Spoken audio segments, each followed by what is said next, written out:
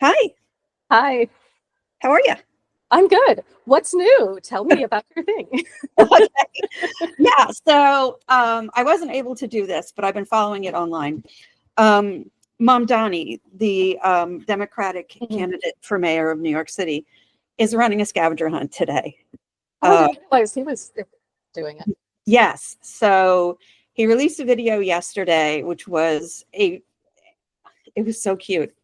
Um, he was trolling on the person who gave the bribe in a potato chip bag from Eric Adams' um, administration. It was a dumb thing to do. It was also a stupid bribe because it was only like $200. Um, yeah, I know. But Even cover my electric bill.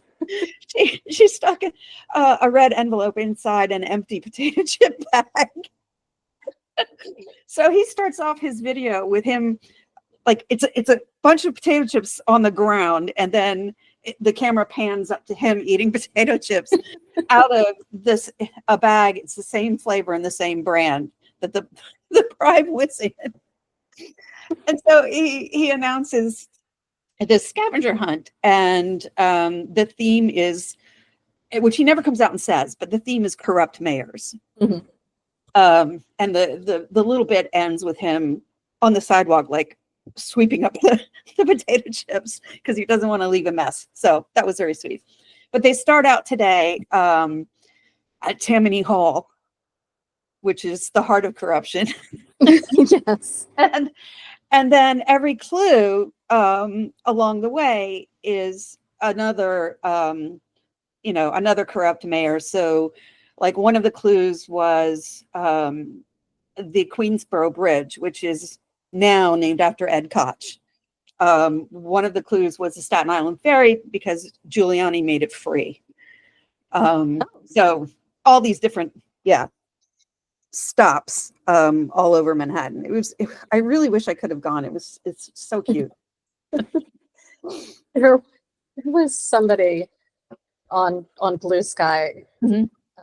speaking of Mamdani and corruption, who said, "I just can't support Zoran Mamdani. New York City is a city of tradition. Our values are what make it special, and Zoran would destroy a pillar of New York City culture. The mayor has to suck. Just be a total piece of shit. We're a bad mayor city, baby." Oh my God. It's true. We've never had a mayor. I mean, so we like mayors during their campaigns, and then once they get into office and they do something or they don't do something, then everybody hates them from that point on. Um, Bill de Blasio had a huge support when he was running, and then he gets into office and all of these self-owns that he didn't have to do, and he wound up doing them, like showing up late to places and stupid stuff like that. So yeah, I mean, Mamdani's in for it. If he can, and I'm pretty sure he's going to be mayor. If he can last his first term with nobody outright hating him, that'll be a first in New So York. probably not going to happen then. Yes, exactly. This is actually relevant to the podcast, folks, because we're talking about political corruption. Yes, yes, yes. So, welcome to Goodnight, Mr. Holmes, a podcast about the Granada Sherlock Holmes, which ran on ITV in the UK between 1984 and 1994, and ran on Masterpiece Mystery in the US around the same time. I'm Laura. And I'm Rachel. And today we are looking at episode 24 in the series called The Bruce Partington Plans. The story was first published in The Strand in December 1908. But it takes place, according to the annotated, in 1895. Okay. Which confused me because there's this weird, like, is it Victorian? Is it Edwardian? And we're safely in the Victorian era right now. Mm-hmm. So at Woolwich Arsenal, and it's spelled Woolwich, but in England, when there's a witch, you drop the W, or when there's a wick, you drop the so Chiswick is spelled Chiswick, Woolwich, pronounced Woolwich. I do have some trivia about the station. Good. It was built in 1849 and was rebuilt in 1906 from London brick, which was a handmade brick with some added chalk to make it yellow in color and contained a mix of ash from burned waste and rubbish. It was typical of buildings in southeast London at the time. Sweet. So we're at Woolwich Arsenal, and a man is buying a ticket. And I have a fun fact: the Arsenal soccer team, football team, has its origins here. It was formed by workers at the Arsenal. Oh, wow. And so its logo, the team's logo, is a cannon. And the players are named the Gunners, as in, come on, you Gunners. I love that. Yeah. I've always had a fondness for the Arsenal team. Yeah. Anyway, a man is buying a ticket. The clerk, who addresses him as Mr. West, asks him one way or round trip, and he says it doesn't matter. He buys what are you running from, sir? Exactly. He buys a one-way ticket, and he seems agitated and very much in a hurry. And we next see a train going into a tunnel. A couple of railroad workers, say that 5 times fast, are walking along the tracks, and they encounter the corpse of Mr. West. His head's been bashed in. One of the men goes back to the train station to tell the bosses there, while the other man stays with the dead Mr. West. Sorry? I didn't say anything. Okay. Another fun fact: Sebastian Stride, who plays Mr. West, only ever had 3 acting roles. Yeah, I looked him up because he's not the best actor in the episode. I wanted to see what a reason for that. Yes. Yeah, and he passed away in 2021. Yep. And we don't know what he was up to for all those years he wasn't acting. He has no Wikipedia entry, nothing. He's a complete mystery. He just wandered on the set one day and they were like, okay. You'll do. So at 221B, Sherlock Holmes is singing in Latin. Conducting himself with a pipe. Yes. It's from a motet by Orlando de Lasso, who is one of my favorites as a classical music lover. Brett's voice is, as we know from My Fair Lady, a good one. Mm-hmm. And he follows the ups and downs of this motet really well. It's a hard piece to sing. Oh. Yeah. And he's doing it without sheet music or anything. He's just singing it. Watson is seated across from him reading his newspaper. Holmes gets up and kind of stands over Watson by the fire. And then he paces away towards an untouched breakfast. He looks out the window. It's a real pea souper, he says. And we talked about pea soupers before. The fog was thick and it was kind of a greenish yellow. Yep. Caused by air pollution. I have read that it was so thick it like you could barely see your hand in front of your face, which made it dangerous to walk outside in, since you could easily wander into a road and be run over. Yeah, there's a whole episode of The Crown that fictionalizes a piece of that. A girl that Churchill likes meets her doom in the fog. Yeah. And it was after that it was like it was called The Great Smog in Yes. 1952. It was after the Great Smog of 1952 that they put effort into undoing that. Yeah. Nothing in the paper, Watson, Holmes asks, turning around. He's clearly bored, as usual. Yeah, we get to see how annoying a roommate Holmes can be. Yes.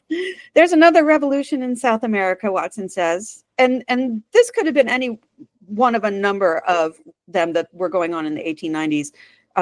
Chile, Brazil, Argentina. They were all experiencing upheaval.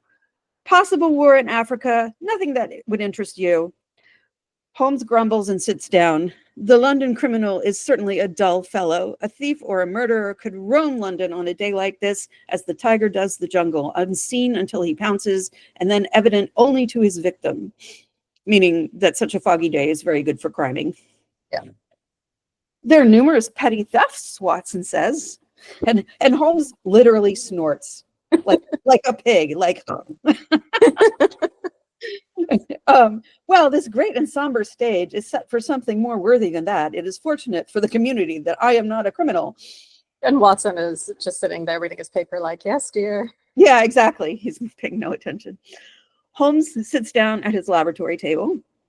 It is well they don't have fogs in the Latin countries, the countries of assassination, which, another xenophobic comment. Yeah. So I looked up assassinations during this time period. And we got President Garfield in 1881.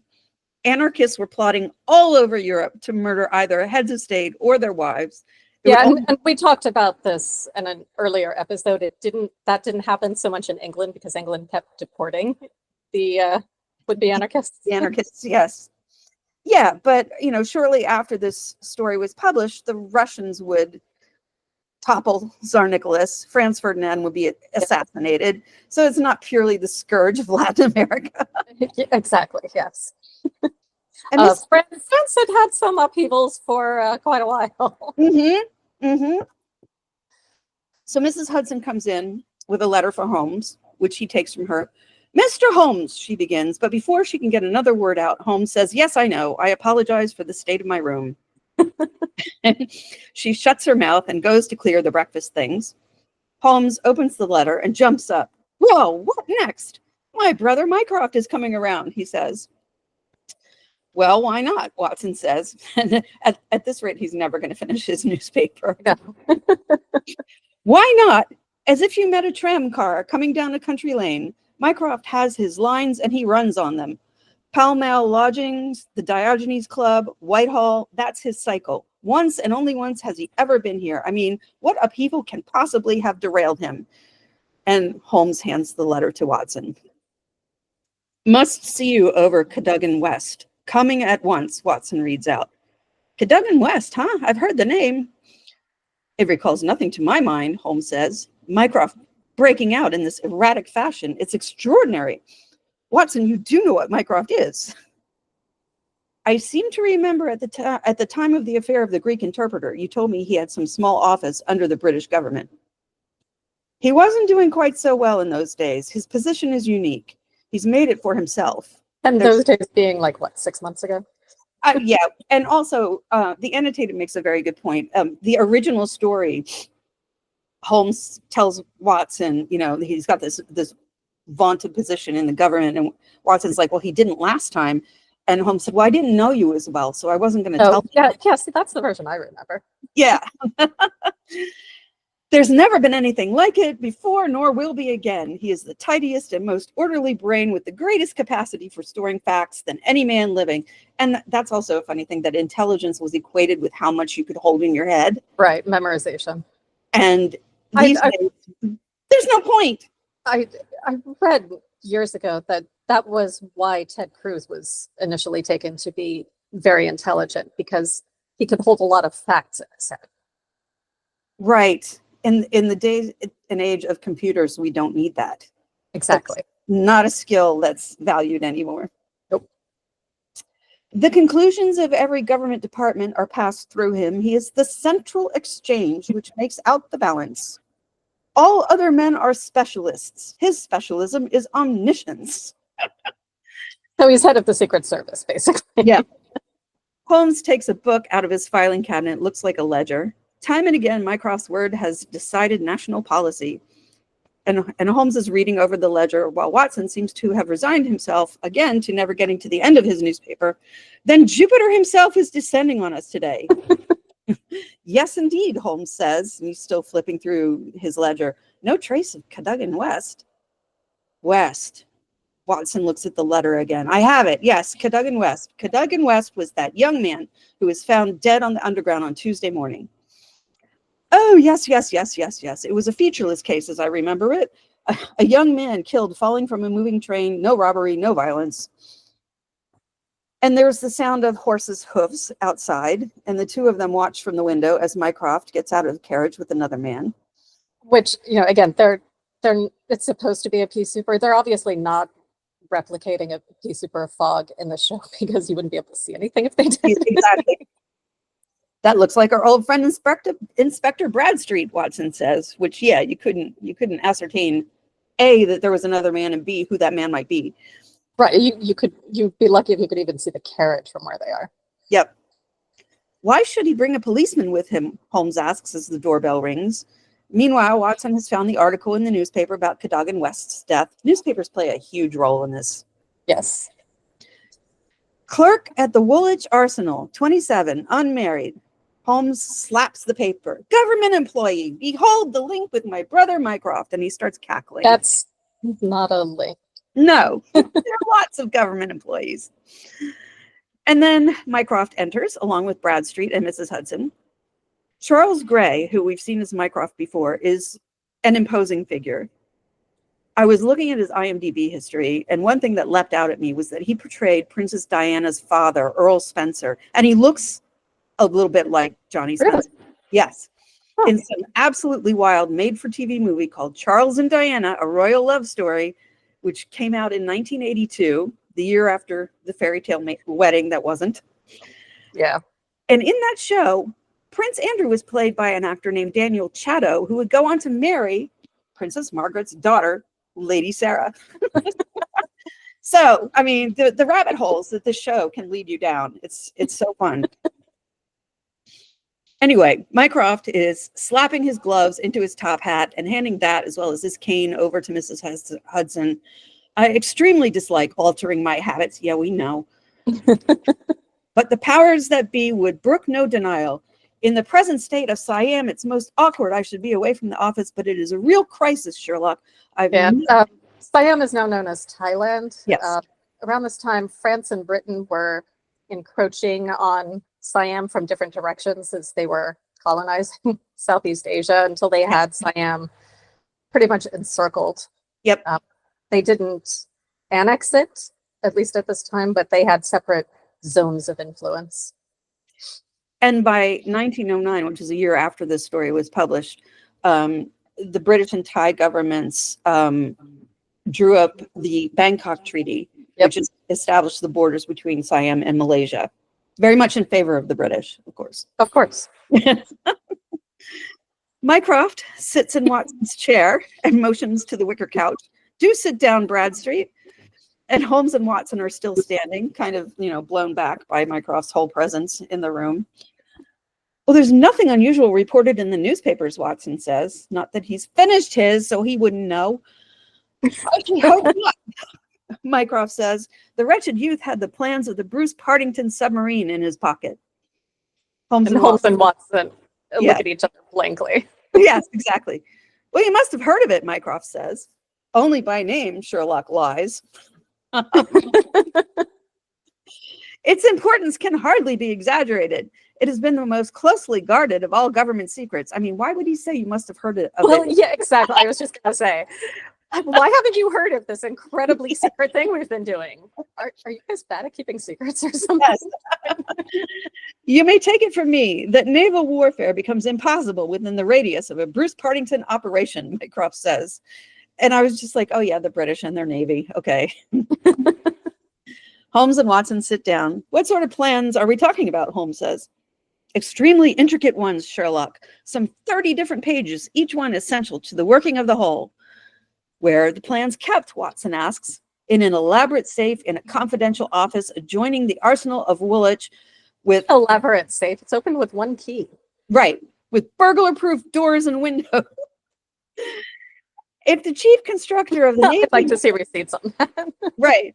Desire to consult the plans, he would have to go to Woolwich to do so. To think that they should turn up in the pocket of a dead junior clerk in the heart of London is simply awful. You recovered the papers? Holmes asks. No, Sherlock, no. That's the pinch. We have not. Some 10 papers were taken from Woolwich. Only 7 were found in the pocket of Cadogan West. The other 3 are missing, gone, vanished, stolen. He swallowed a thesaurus. You must drop everything, Sherlock. Never mind your usual petty puzzles of the police courts, which is an insult to Bradstreet, I would think. Yeah, Holmes and Bradstreet exchange very amused looks. Yes.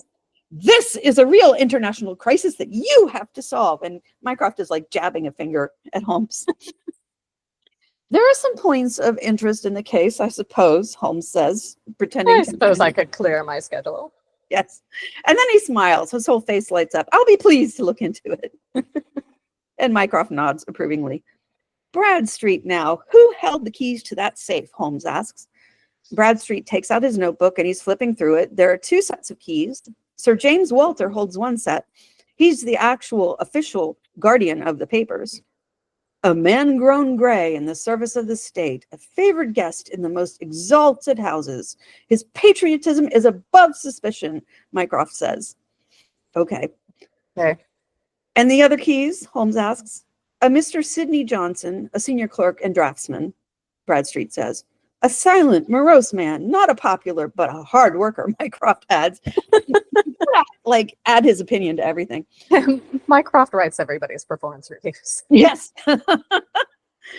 His wife corroborates his account of the matter, Bradstreet says. He was at home the whole of Monday night, and the keys never left the watch chain upon which they hang. What sort of fellow was this man West? Holmes asks. Hot-headed, rather impetuous. His duties brought him into daily contact with the plans, Mycroft says. Who locked them up that night? Johnson, the senior clerk, Bradstreet says. But they were found on the person of the junior clerk, Holmes points out. Well, I mean, that seems final, does it not? Yeah, well, why would he take them? Bradstreet asks. I can't think of any reason why he should take them up to London except to sell them, Holmes says. Nope, Mycroft says. But Holmes acts like he doesn't hear him. Then we must take that as our working hypothesis. West could only have done this with false keys. He opens the safe, takes out the papers, goes off to London to see a foreign agent. He has to have them back in the morning or the loss will be discovered. He took away 7 were in his pocket. What became of the other 3? He certainly wouldn't leave them of his own free will. It all seems perfectly clear to me, Bradstreet says. As you say, Mr. Holmes, West stole the plans in order to sell them. He met the agent. They could not agree as to a price, so West returned home again, but the agent followed him. In the train, the agent murdered him, took the more essential papers, and threw the body from the railway carriage. Now, that would explain everything, would it not? It is good, Holmes says, impressed. Very good, Bradstreet. Your theory holds together, but if this is true, then the case is at an end. On the one hand, the traitor is dead. On the other, the plans of the Bruce Partington submarine are presumably somewhere on the continent. I mean, what is there for me to do? Mycroft slaps the arm of his chair. To act, Sherlock, to act. Okay, but specifically. Exactly. To what purpose? He looks up and he gets into Holmes's face. All my instincts are against this explanation, and yours too, I think. We are not brothers for nothing. Use your powers. Go to the scene. Question the people concerned. Leave no stone unturned. In your career, you'll never have a greater chance of serving your country. You can see why Sherlock doesn't visit his brother very often. Yeah, seriously. It would be like, yeah, I mean, is Holmes that patriotic? Well, he did shoot the letters VR into his wall. Yes, that's true. If you on your part will be kind enough to send me a complete list of foreign spies and international agents known to be in England and their full address, I think we, on our part, can begin our investigation by a visit to Aldgate Station. Bradstreet, Watson, Mrs. Hudson, we're leaving. And he's like singing as they all go out the door. So at the site where West's body was found, Holmes and Watson are joined by Bradstreet, and I think it's like a station agent or some guy in charge of the railroad, but not like, he's not Mr. Topham Hatt, but he's a local guy, yeah. Holmes promptly sits down, cross-legged, by the chalk outline of West's body that has been drawn in the surrounding dirt. Not very well, because it's dirt. When was the body found? Holmes asks, and he's waving his cane around. Bradstreet squats down next to him. Near enough to 6 o'clock, sir, Tuesday morning, the station agent says. He must have fallen from the train sometime Monday night. Have the carriages been examined for any sign of violence? Holmes asks. No such trace of violence has been found, Bradstreet says. They could have had this conversation on Baker Street. I know. Any report of a door found open? Watson asks, getting out his little notebook. The station agent shakes his head. We can tell the approximate time that he entered the train from his ticket, Holmes says. There was no ticket found on the body, Bradstreet says. No ticket?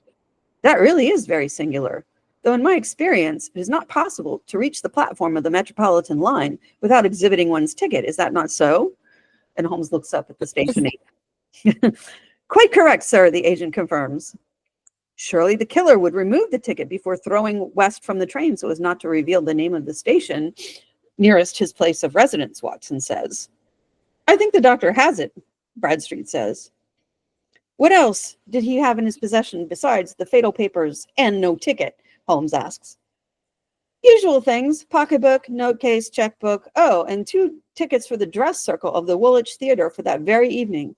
It appears that West was to have attended the performance in the company of his fiancée, Miss Violet Westbury. There's a lot of Wests in this. Yeah, I have a note that when she gets married, at least she wouldn't have had to change her name very much. Yes. She was the last person to see him alive on that fatal night. They were walking to the theater together in the park when he suddenly left her. Suddenly, without explanation, Holmes says. None, Bradstreet says. There appears to be no bleeding on the line, Holmes notes. Well, there was hardly any trace of blood to be found, the station agent says. And yet I gather there was a considerable wound consistent with a man falling from a moving train, Holmes says. Well, it was a terrible thing to see, the station agent says. The head was knocked right in and the bone crushed, and yet there was no great external injury. One would expect some blood, Holmes says. The line runs northeast. He just like hops from one thing to another. Yes, the track divides here, sir, and there's a branch line goes south under the river to Rotherhithe and New Cross. Holmes smiles. The points, he says, and he walks up the track. The points. I suppose there are no greater number of points in the system such as this, he asks the station agent. Points are what we call railroad switches, which enable the trains to switch tracks easily. They're movable pieces of track. Very few, sir, the station agent says. Points and a curve, Holmes says. By Jove, if it were only so. What is it, Bradstreet says. Holmes, do you have a clue? It's an idea, Bradstreet, an indication, no more. But the case certainly grows in interest. It is unique, and Holmes is practically laughing with joy at this point. Yeah, he walks giggling. Yes, and he turns and walks away. And yet, why not? Ha! And he just like keeps laughing. There's a lot of ha in this episode too, I noticed. Outside the station, Holmes waves for a cab. There's material here, Watson. There is scope. I was dull indeed not to see its possibilities. I confess it's dark to me, Watson says. And to me also, but now I have hold of an idea which may lead us far. They get into the cab. Now I think Sir James, the guardian of the plans, claims our first attention. Plumstead Hall, he shouts up to the driver, and off they go. Well, Holmes, Watson says inside the carriage, your idea? Oh, yes, Holmes says. The man West was killed not by falling or being thrown from a moving train. He met his death elsewhere, and his body was on the roof of the carriage. On the roof, Watson says. Well, consider the facts. Is it a coincidence that the body was found in the very place where the train brakes and sways as it comes around on the points? The sudden slowing would affect no object inside the carriage, but an object such as a body on the roof. Holmes trails off. And there's the question of the blood. Of course, there was no bleeding on the line if the body bled elsewhere.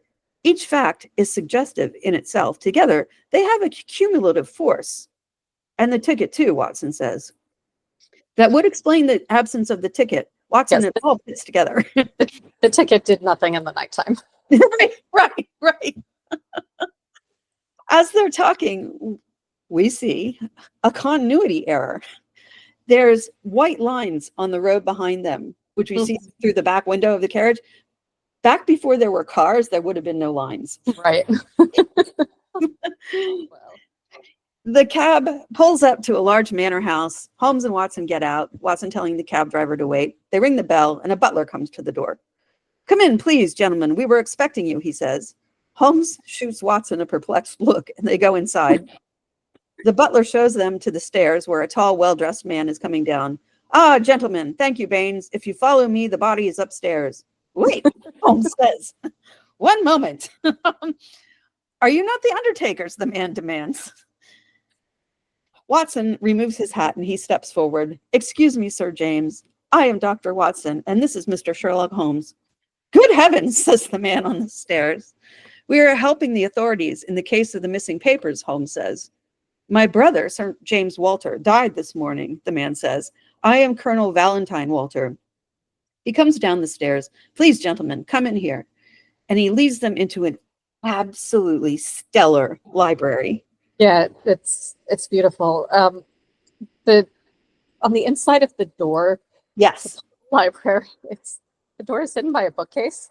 Nobody says anything about this. The show doesn't linger on it visually. Just, oh yeah, why don't you go into the room with the hidden door? Yes. It's gorgeous. I just fell in love with this, and I want a fake door with books painted on it. We are very sorry, sir, Watson says. Thank you. I'm afraid it's been a great shock, Colonel Walter says. May I ask, how did your brother die? Holmes says. It was this horrible scandal, Colonel Walter says. My brother was a man of very sensitive honor. He was fiercely proud of the efficiency of his department. The theft of the plans was a crushing blow. It broke his heart.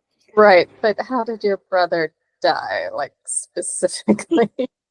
And this emphasis on efficiency, that keeps coming up throughout this episode as well.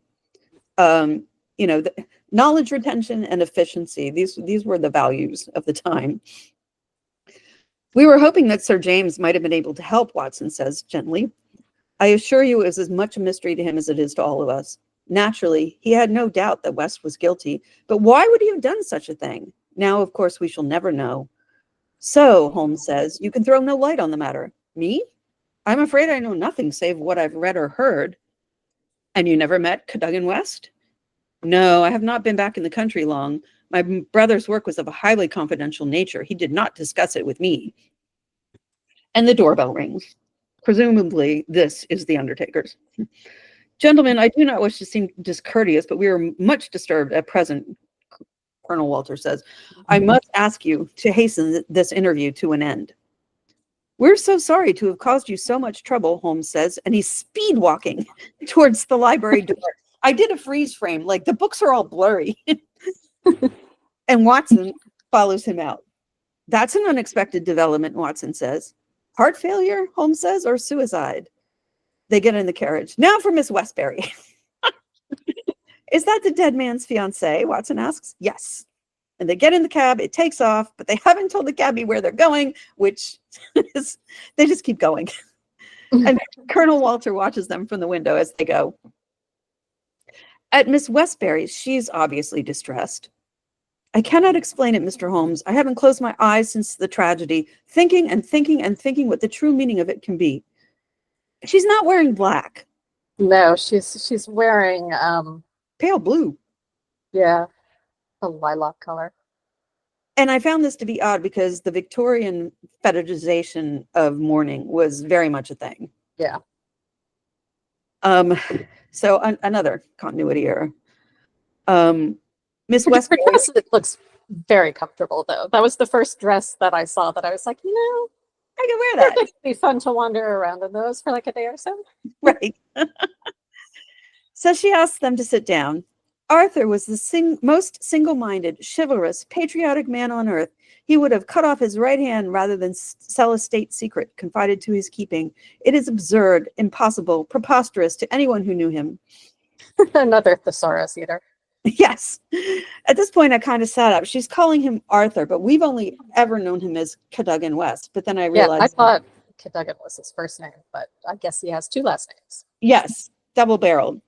There are Earls Cadogan in the UK. It's, yeah. Now the facts, Miss Westbury, Holmes says. Was he in want of money? Watson asks. No, Miss Westbury says.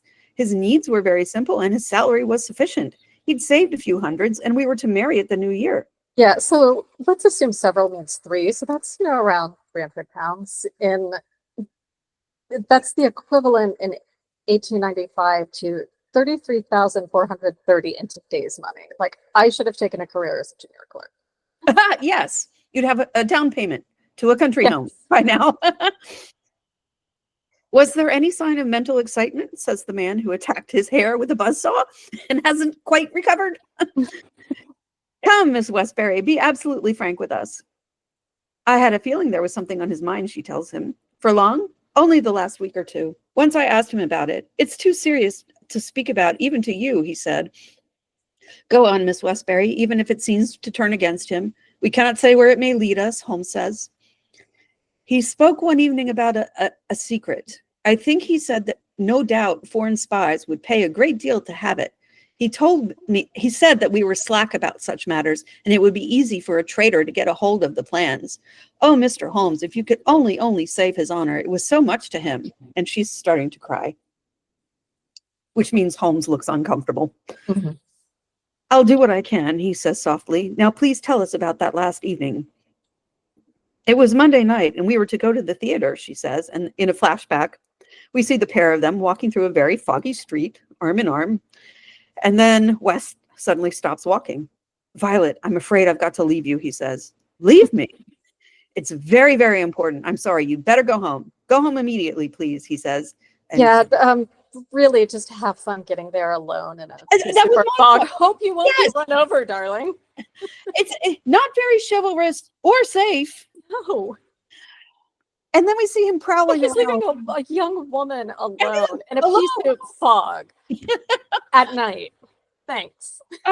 Yes, in No 1895. wonder she's not wearing black. She's like, oh, it's fine without him, actually. 1895, when Jack the Ripper was on the loose. So then we see West prowling around a large building, and when he comes to a window, his eyes widen. Which, for some reason, we're seeing in her flashback as she tells the Yeah. story. I had that thought too, yeah. Holmes and Watson bring Miss Westbury to the street where that scene occurred. It was just here, Mr. Holmes, she's saying. And he disappeared without any explanation, Holmes says. Yes, she says, for what must have been the 15th time. You are sure this is the exact spot, Holmes says. We often used to meet here when we were recording. You see, that's the building where he used to work. And she points to the large building. So when they were recording, he made her come to him. Again. Yeah. I'm not feeling terribly upset that this guy is dead, I have to say. Exactly. Yeah. Her life wasn't going to be great. No, her father was probably like, yeah, I'm sorry, you don't have any black dresses anymore. I have hidden them all. We are not in mourning. That was the last time I saw him, she says. Watson, would you be so kind as to take Miss Westbury home in the cab, Holmes says. As Watson takes her back, Holmes goes over to West's work building. It's got a big sign on it that says the Royal Naval Patents Office, and he rings the bell. There is no Royal Naval Patents Office. There never was. At the time of this story's publication, the repository for these sorts of documents was probably the Public Record Office, which merged with the Historical Manuscripts Commission in 2003 to form the National Archives. Oh. Yeah. In general, like the UK didn't even really have a national library until the 70s. They kind of had one in the British Museum, but it wasn't until 1973 that the British Library was built. Oh. Yeah. And I've been there many times for meetings. It's a very 1970s style building. And you go, oh God. Yeah, I know. It's all brick. It does not look like what you would think the British National Library would look like. But you go in there, and in the middle, all in glass, is and there are hallways around this. Was the Library of George III. Wow. Which was the foundation of what was at the British Museum. It's very cool. Wow. West dead, the chief dead, our papers stolen, and yet when I closed this office on Monday evening, we were as efficient, again, as any in the service, Johnson says. He's talking to Sidney Johnson, the senior clerk. Johnson takes out a key, and he begins to unlock a door. At what hour did you close the office on Monday? Holmes asks. At 5. Did you close it? Holmes asks. I'm always the last man out, Johnson tells him. Is there a night watchman to the building? Holmes asks. There is, but he has other departments to look after as well. He's an old soldier, a most trustworthy man. He didn't see anything that evening. And they go inside a little office where there's a huge cast iron safe. When you closed the office, where were the plans? Holmes says. In that safe. I put them there myself. Holmes squats down at eye level with the safe. He jiggles the handle, and then he puts his ear to it. If Cadogan West wished to enter the office after hours, he would need 3 keys, would he not, before he could reach these papers? Yes, a key to the outer door, a key to the office, a key to the safe, Johnson says. And only you and Sir James Walter had these keys, Holmes says. Yes, indeed, Johnson says. Sir James kept all three on one ring. They never left him. And of course, your keys never left your possession, Holmes says. Never. So if Cadogan West Took them into the bath with me. Right. I slept with them. If Cadogan West is the culprit, he must have had duplicates. Oh, he's the culprit, all right. It's dreadful to think that West, of all people, should have done such a thing, Johnson says. You're sure of his guilt? Holmes asks. I see no other way. He was getting married. He wanted the money. Oh, yes, he's your man, Johnson says. He didn't need the money. He didn't need the money. This is I all pay really well. Conjecture on Johnson's part. Mr. Johnson, if someone desired to sell the plans, surely it would be easier to make copies than to take the originals. It would need considerable technical knowledge, the man says. May I see these, Holmes says. Plans usually like blueprints. It would not be easier to make copies. No. But Johnson, thinks for a bit, and then he rolls up this layer of fabric that's covering the plans on the desk. Which are huge. Yes. It would be easier to just take them than to make copies. Mm-hmm. And of course, you and West and Sir James Walter have that knowledge, Holmes points out. And Johnson takes umbrage at this. That may be so, but don't try to drag me into this matter, Mr. Holmes. The plans were found on West. Well, it is certainly singular that he should risk taking the originals when he could have safely taken copies, Holmes says. Perhaps it was a matter of time, Johnson says, meaning that West wouldn't have had the time to copy these very complicated plans that need considerable time. Exactly. I don't have a Xerox machine there. Now, 3 plans are missing, I understand. They are the vital ones, Holmes says. That is so, Johnson says. Now, someone holding these 3 papers, could they construct the Bruce Partington submarine? I told the Admiralty that I thought it was possible, but today I'm not so sure, Johnson says. These all-important double valves with the automatic self-adjusting slots are drawn only on this plan, which has been returned, Johnson says. Would you be so kind as to close those window shutters exactly as they were on Monday night? Holmes asks, and he's bending over. Huge windows, too. Yes. And Johnson closes the shutters. They're made of metal. And Holmes gets up and whacks one of the shutters with his cane. But he's just getting out some aggression. He didn't need to do that. And then he backs up and he does that measuring thing with his hands. I think I'll take a little stroll outside, he says. Oh, please don't trouble yourself. I can find my own way. And then he goes out, leaving a very puzzled Johnson staring at the shutters and the plans. Yeah, he starts rolling that fabric cover back over the plans, and I notice you can still see the plans underneath the fabric cover. Yes. It's not a very opaque cover. No. Just outside the building, Watson is getting out of a cab, asking it to wait. He turns around and he sees Holmes in the hedges by the windows, which are still shuttered from the inside. Holmes is looking at Watson diabolically. It is the greatest, and he gestures for Watson to join him. He puts his fingers on his lips to keep Watson quiet, and then he says, look at this. And he points to the hedge. The bushes have been broken. And Watson nods. Okay. Now look at the windows behind me. The shutters don't meet in the center. As you say, they don't meet, Watson says. Interesting, don't you think? Holmes says, and he walks away. It's fascinating. Can we go home now? No, because they have to go back to the Woolwich Arsenal station. And they're talking with the clerk. 8:15 to London Bridge, the clerk says, looking at a train schedule. Yes, that was it, I'm sure of it. You definitely recognize him as Cadogan West, Holmes asks. I know him well, sir. He was an old acquaintance. Hardly a week went by that we didn't pass the time of day together. It's hard to believe, isn't it? I was saying to the wife only on Sunday night. No, I'm a liar. It was Saturday. I said, there's no safer railway than the London Metropolitan. This guy's rambling, and he's pouring tea for Holmes and Watson from an old Brown Betty teapot. I have one just like it. Shockingly, Holmes accepts the tea. He's usually waving it away. Did Mr. West seem to be following anyone? Holmes asks. Not that I saw, Mr. Holmes, but then I don't see everything. There was a really thick fog that night. But one thing I will say, Mr. West wasn't his usual self. He was nervous, excited. I tell you this, gentlemen, his hand was shaking so bad, I even had to help him pick up his change. Well, that speaks for itself, doesn't it? A train pulls into the station as the man is talking, and Holmes cuts him off. Our train, forgive us, he says. The man looks a little disappointed that they're leaving without hearing all his gossip. And he picks up a phone and the scene ends. Yeah, kind of looked like the receiver was perched on a lampshade, but it is weird phone setup. Yeah.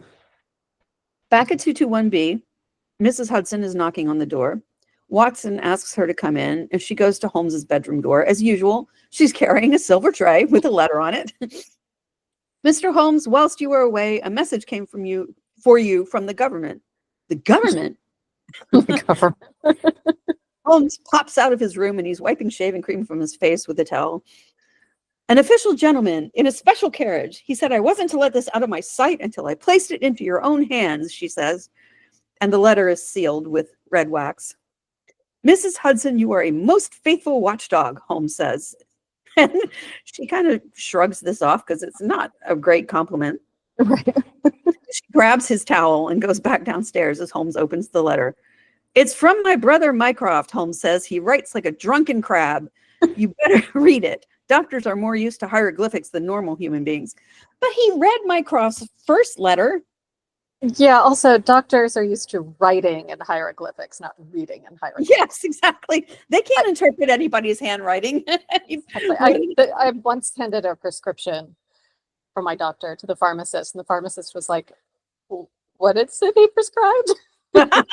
Yes. Get on the phone, find out. My father had similar, crabby handwriting. Mm-hmm. And he left behind notes for a novel that I'm really interested in, like transcribing and seeing where I can go with it, except it's in pencil. Ugh. And my father died 30 years ago, 40 years ago. No, 30 years ago. And it's this, scribble. Yeah. And so it defeats me. Yeah. That's a shame. I know. It's in storage. I haven't given up completely. The day Sherlock Holmes, and he says, doctors are more used to hieroglyphics than normal human beings. And my thought was, okay, the day Sherlock Holmes is a normal human being. Anyway, he hands the letter to Watson. Oh, can't read the first bit. Something about small fry, big affair, only men worth considering. Adolph Mayer, 13 Great George Street. Doubt it's him. It's not his style. So this is the list of spies that Holmes had asked for.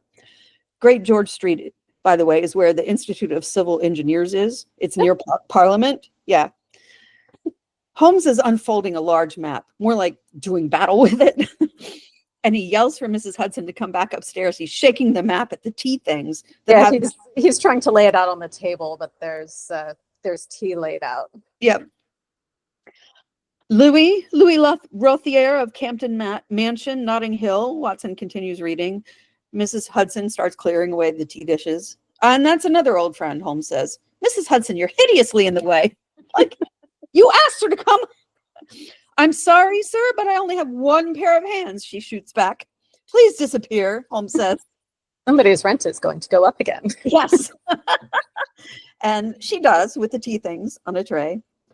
Hugo Oberstein, 13 Caulfield Gardens, Kensington, known to be in town on Monday, now reported to have left. The cabinet awaits your final report with the utmost anxiety. The whole force of the state is at your back if you should need it.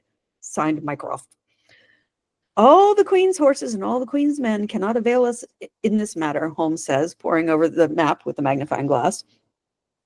Then he sits up straight, tossing the magnifying glass on the table. Caulfield Gardens. Well, he says. What have you found? Watson says, coming over to look at the map himself. Things are turning a little in our direction. I really believe we're going to pull it off after all, Holmes says. And then, getting up, he smacks Watson on the shoulder. I'm going out. When will you be back? Watson asks. I have no idea, Holmes says, putting on his coat and hat and taking up his walking stick. But I promise I will do nothing serious without my trusty comrade and biographer at my elbow. And he uses the stick to cock his hat. And, and he goes down this. He's leaving leaving Watson looking absolutely mystified. Once again, a foggy evening. Holmes walks over to an apartment building, number 13, so he's at Caulfield Gardens. At 221B, Watson's coming down with his doctor's bag. Mrs. Hudson is in her nightgown and shawl with her hair braided back, so it's definitely nighttime. She's holding out Watson's coat for him. He wants me to meet him in a restaurant off the Gloucester Road, Watson's saying. I just hope you'll be careful, that's all, Mrs. Hudson says. You're not as young as you once were. We all know what Holmes is like, Mr. Holmes is like once he gets the bit between his teeth.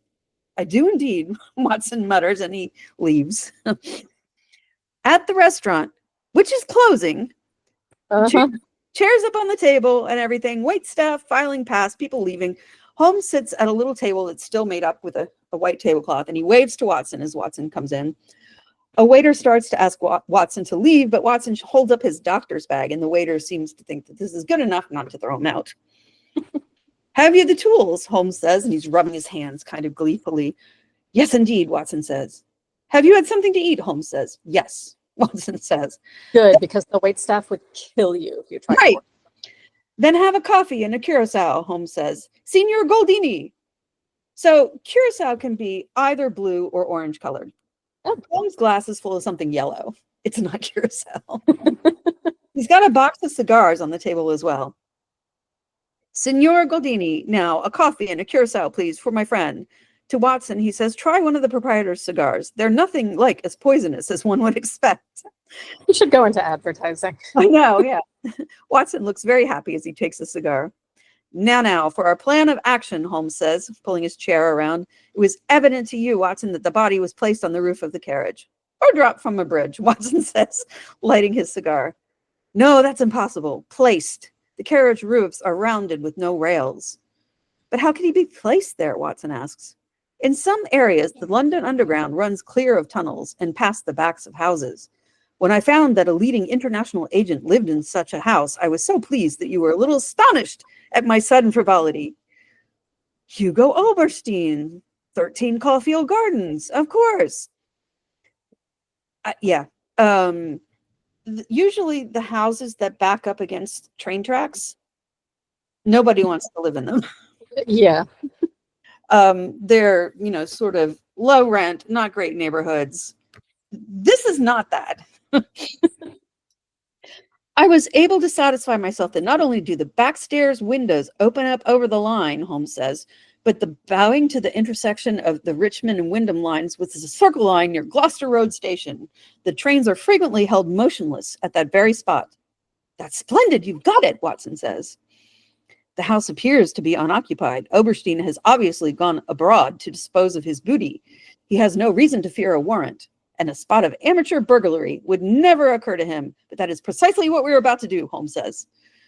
Why? In a restaurant. Right, yes. Why? For what purpose? Watson asks. We cannot tell what correspondence may be there, Holmes says. No, I don't like it, Holmes. You can keep watch, Holmes says. I'll do the criminal part. This is no time to stick to trifles. Think of the Admiralty. Think of the cabinet. Think of the exalted person herself who waits for the news. Queen infantry. Yes, and some semi-patriotic music is starting up. And Holmes stands and he's looking down at Watson. We're bound to go. And despite himself, Watson is smiling. I knew you wouldn't shrink at the last, Holmes says, and he's grinning with delight. And they're off. Goldini comes out with the not curacao, and Watson chugs it on his way out. And they didn't pay. They didn't pay, no. As they're walking to 13 Caulfield Gardens, the church bells are ringing midnight. And the fun little thing is, instead of playing the Big Ben music, they're playing the opening to All I Want Is a Room Somewhere from My Fair Lady. So Jeremy Brett played Freddie in the movie version with Audrey Hepburn and Rex Harrison. So that was a little kind of tip to him, which I thought was sweet. I love that. Serious proposition, locked and bolted, Holmes says, trying the door. We may do better. They have a lit lantern. Yes. Yeah, it's foggy, but also you're breaking in. Why are you going there you're attracting attention. So, well, they walk around to the servants' entrance at the basement level, and Holmes tries that door. This is better. He turns to Watson.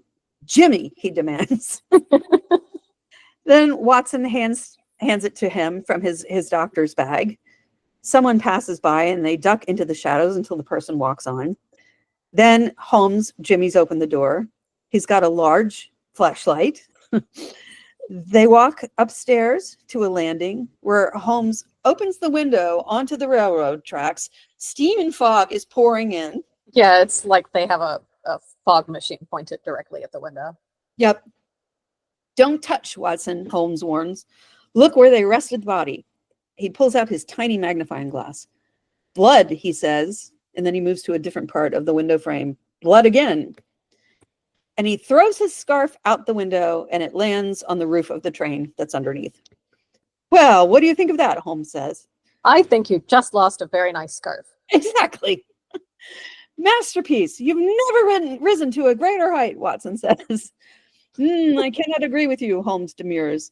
The moment I conceived the idea of the body on the roof of the train, the rest was inevitable. The major difficulty is before us. And they go up the rest of the way, up the stairs, into another room with the flashlight. And it's some kind of office with stacks of books and papers on the table. It's very sloppy. Holmes goes to the desk where he sits down and he fans through some pink papers. Fresh blotting paper. Cunning fellow, he's covered his tracks. Watson's lifting up books and papers from the table and throwing them back down again. Holmes, he says. He's uncovered a strong box. As Holmes comes over, Watson pries it open with the jimmy. There are papers inside. Holmes rifles through them and tosses them back, disappointed. Means nothing. Watson goes to the fireplace. He seems to be burning old newspapers, he notes. I say, Holmes, why would a man so obviously untidy of his habits take the trouble to burn old newspapers? Probably trying to start a fire, Holmes says dismissively, as he continues sifting through the papers on the desk and tossing them behind him. But there's no wood or coal. Let me see, Holmes says, getting back up again. Watson's rustling through the remaining newspapers that were on a chair by the fire, and they each take a paper and they start reading through them. Holmes says, well done, indeed. I think we have our man. Would you look in the agony column of the 2 remaining copies of the Daily Telegraph? I think you will find a message from someone calling himself Pierrot. So an agony column was part of a newspaper that advertised for missing friends and relatives. It was also where you wrote in like Dear Abby type stuff. Okay. I thought of it as just like the classifieds. Yeah, well, the agony part of it is it's the sad part. Here we are, Watson says. Hoped to hear sooner. Terms agreed. Must have full report. Matter presses. Signed Pierrot. So Watson's reading this out. And the last, Holmes asks. Monday night after 9, 2 taps, only ourselves, payment in hard cash when goods delivered. Signed Pierrot, just like the other one.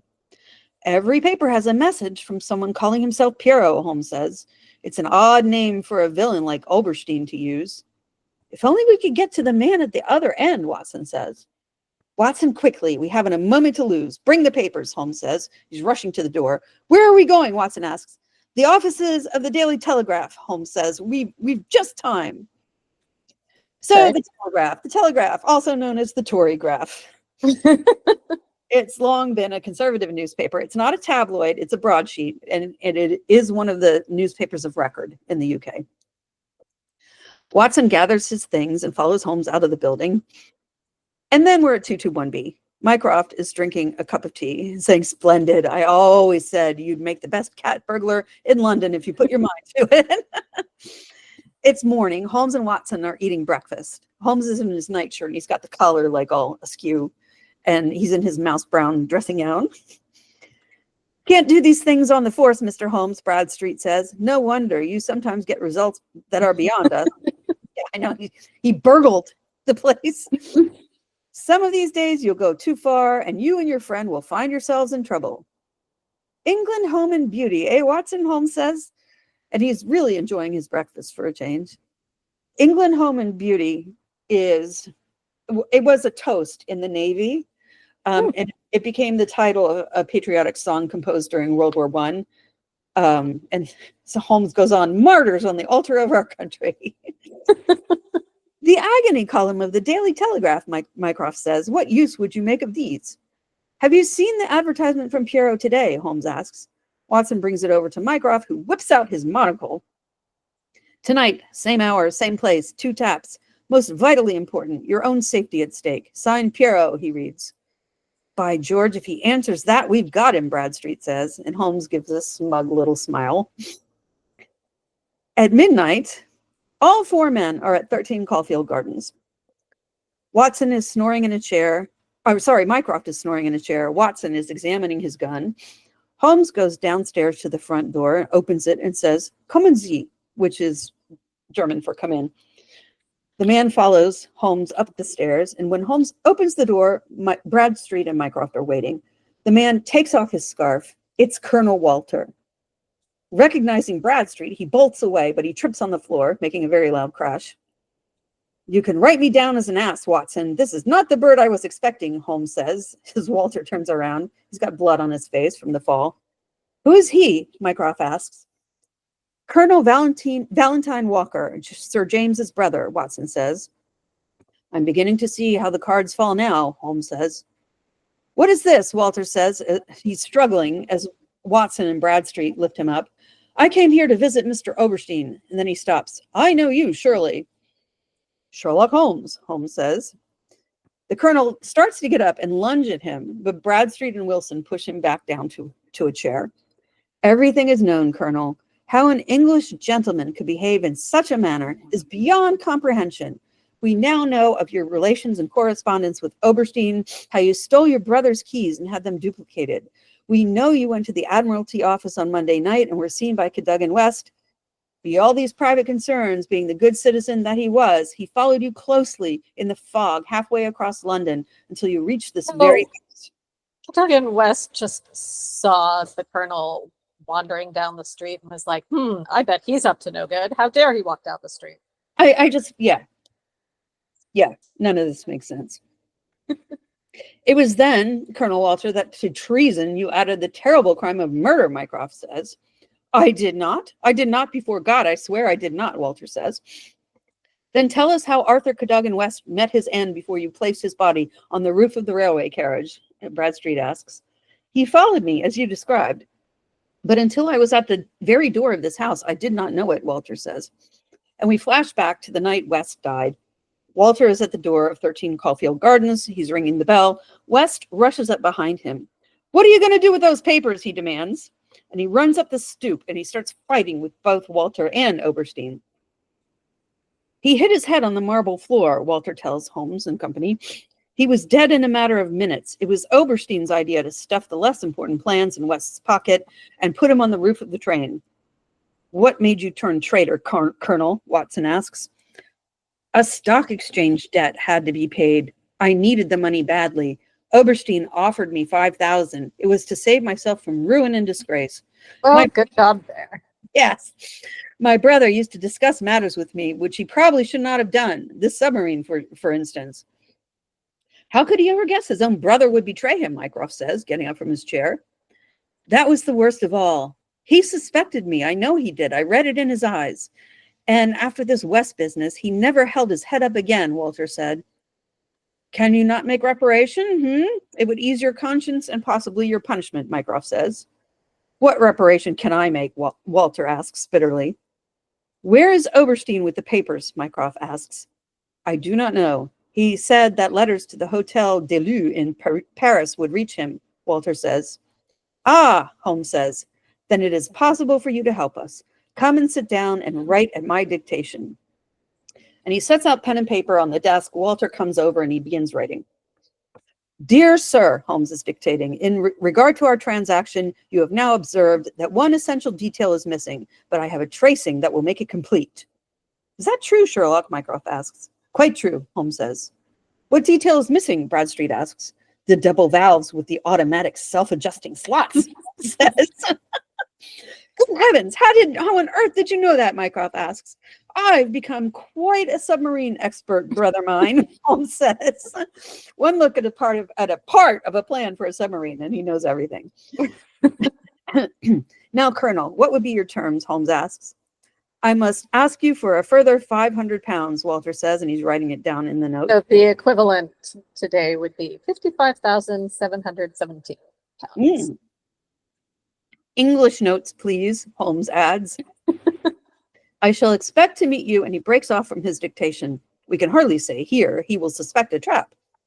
The foyer of the Charing Cross Hotel, Mycroft says. Its proximity to the railway station renders it extremely popular amongst the international spy fraternity. Oh my God. Must be very easy to catch spies. And just wait around at hotels, the train stations. Yeah, James Bond will pull up shortly. Did you get that, Colonel? Holmes says. Noon, Saturday next. I should be very much surprised if that does not fetch our man. So we're at the Charing Cross Hotel. We see Mycroft and Holmes and Watson waiting at a table. Mycroft is reading a newspaper. Watson is alone at another table, also reading a newspaper. Oberstein comes into the room. That's our man, Mycroft says quietly. Oberstein goes past Walter's table, and Walter takes an envelope out of his pocket and sandwiches it into the newspaper that he's reading, then folds it, gets up, drops it on a third table, exchanging it for the newspaper that's there, which Oberstein has presumably dropped. Oberstein picks up that newspaper and he walks out, only to be met by Bradstreet and his cops. They arrest him, and Bradstreet comes back with the newspaper containing the tracing of the double valves that Walter had placed inside it. But our traitor has flown, Holmes says, noting that Walter is not at his table and nowhere in the vicinity. Damn cheek of the fellow, Mycroft says. If only we could have anticipated something like that. Don't worry, gentlemen, Bradstreet says. We're keeping him on a long lead. Mm-hmm. Sure you are. A really, really, really long lead. Very long. Many miles. Possibly across an ocean. Mycroft happily slams his own newspaper down on the table. There's an R in the month, and the Diogenes Club has the most excellent oysters. I should like you both, gentlemen, to be my guests. And he leads Holmes and Watson out of the hotel. Come along, Sherlock, he says. Like he's So before modern refrigeration, the general wisdom was that raw oysters could only be consumed between September and April, when it was, relatively cold. That is not true anymore. I eat oysters all year round. Yes, but we have refrigeration now. Yes. And the Diogenes Club is a weird place to have oysters if nobody can talk. What are you're just sitting around slurping oysters? Apparently. Bradstreet goes over to Walter's table and picks up that folded newspaper as well. The episode ends. And that's it. Lots of newspapers. Lots and lots of Daily Telegraphs. Yeah. Yeah, this one, I'm not as crazy about. Bending the Willow doesn't have anything useful to say about it. And the annotated is, more about, oh, they couldn't have gone to this place. Was Caulfield Gardens really this other place? Like, that type of thing. Yeah. But did you have anything that you wanted to